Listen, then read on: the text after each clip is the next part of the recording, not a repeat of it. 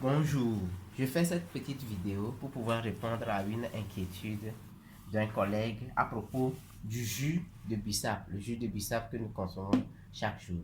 Alors, vous allez constater que lorsqu'on prend le jus de bissap et que peut-être une partie se verse sur le sol, on se rend compte que ça change de couleur. Ou bien même, lorsque vous venez de prendre votre jus de bissap et que, voilà, par exemple, si vous voulez cracher, vous allez constater que ça change de couleur également, ou bien d'aspect dans votre bouche. Alors, pourquoi notre jus de bissap se comporte ainsi? Alors, le jus de bissap, comme la majorité des jus, proviennent ou contiennent ce que nous appelons les anthocyanines, qui sont en réalité des colorants naturels. Ce sont des colorants naturels qu'on retrouve dans la majorité des fleurs. C'est ça qui les colorie, qui permet d'avoir la couleur rouge, verte, etc. etc. Donc, dans notre jus de bissap, il y a également cet indicateur-là.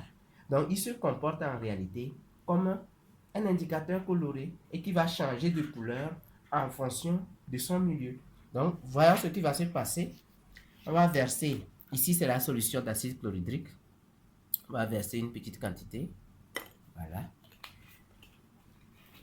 De l'autre côté, nous allons voir encore, on va verser un peu de soude. Voilà, c'est la soude qui est là. Et dans l'autre tube, on va verser seulement de l'eau.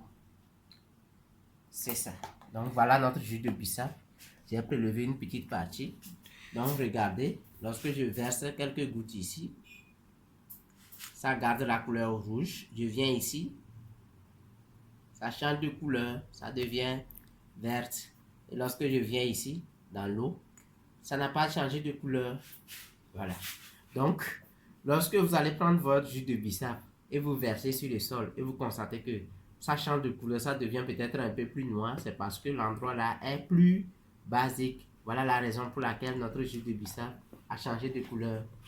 Donc, notre jus de bissap qui est de couleur rouge ici, si je veux, je peux changer ça en couleur verte ou bien plus noire en ajoutant par exemple un peu de soude. Voilà.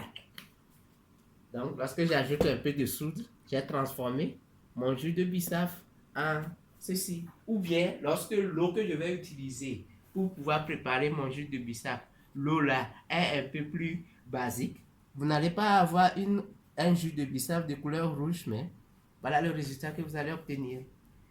Merci beaucoup et à la prochaine.